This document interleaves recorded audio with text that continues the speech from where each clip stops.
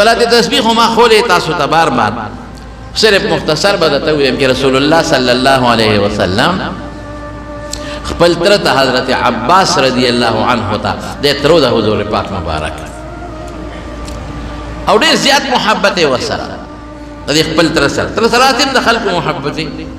یو ځل حضرت عباس رضی الله عنه راغی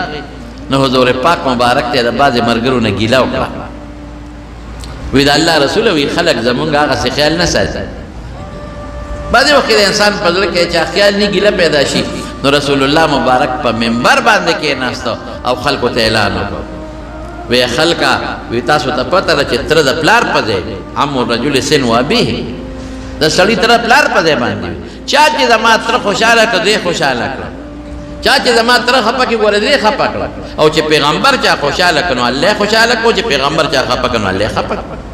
دا سپه خبره نو هغه عباس رضی الله عنه ته حضور پاک مبارک کو فرمایل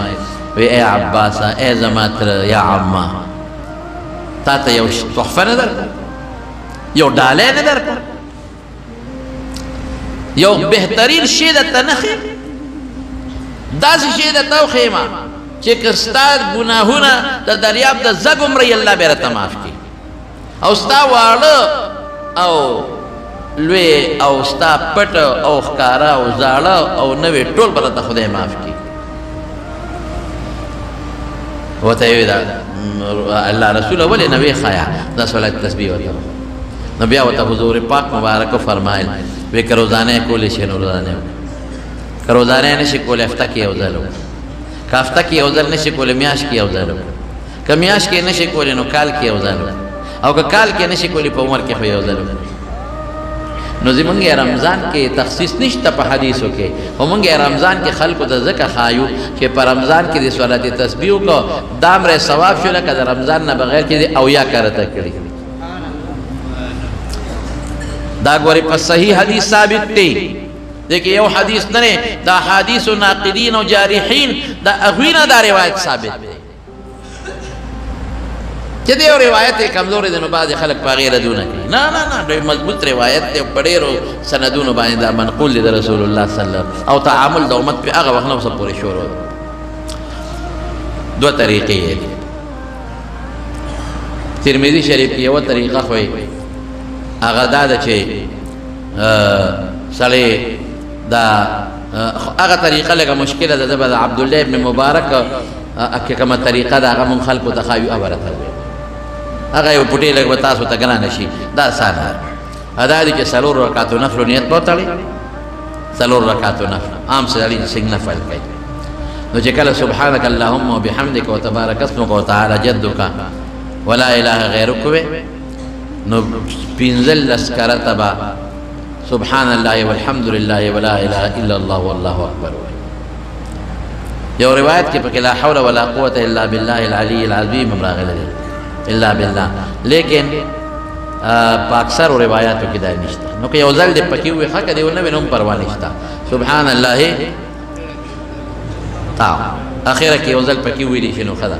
سبحان الله والحمد لله ولا اله الا الله والله اکبر پنځه بیا به اعوذ بالله وبسم الله وایي قرات نه مخکې بیا به قرات وایي نو د رکوع د تلو نه مخکې به لس کرته وایي څو شوه لکه پنځلس او لس پنځه شي نو بیا چې رکوع ته لاړ شي لس به وایي که د رکوع تسبیحات به ترې مخکې ووایي بهتره داسې ده که د نه وي د رکوع تسبیحات دا د هغې په ځای حسابېږي خو خیر د رکوع تسبیحات ترې مخکې وایه نو لس ځله به ووایي څو شو پنځه دېرش نو چې د رکوع نه پاسې او سمع الله لمن حمده او ربنا لك الحمد وایي نو بیا به لس ځله ووایي په ولاړه څو شو پنځه څلوېښت نو بیا به په لومبۍ سجده کې پنځلس ووایي نو پنځه پنځوس شو که نه نو چې دواړو سجدو په منځ کې کښېني لس کرته لس یو سجده کې لس دواړو سجدو منځ کې لس نو پنځه شپېته شو نو په دویمه سجده کې لس نو څو شو پنځه ووایه نو چې بیا څنګه پاسې دویم رکعت ته نو په اول کې به پنځلس کرته ووایي بیا به بسم الله وایي خپل قرات به شروع کړي بیا همغه زړه طریقه ده نو دا په څلورو رکعاتو کې 300 پوره کېږي حضور پاک مبارک ورته په خپله فرمایلو کې 300 ووایي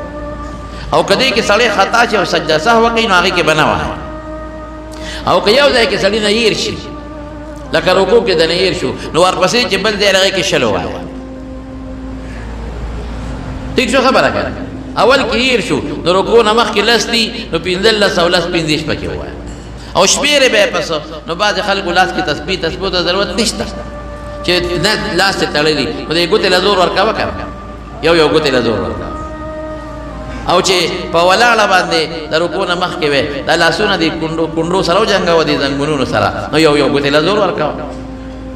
په سجده پروت دی نو دا ګوتې دې په لاسو ګوتې دې په ځمکه پرتې دي یو ګوتې له زور ورکوه د اسانه طریقه ده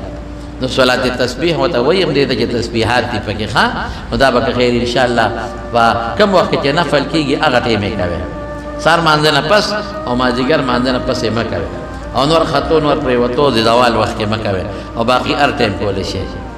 او زنانو ته هم دا بیان کې ښه کوئ به انشاءالله یو بله طریقه هم د حدیث کې او خدا دا چې هغه لږه مشکله به دا تاسو ته لږه اسانه ده عبدالله ابن مبارک دا نقل کړې ده او ترمذي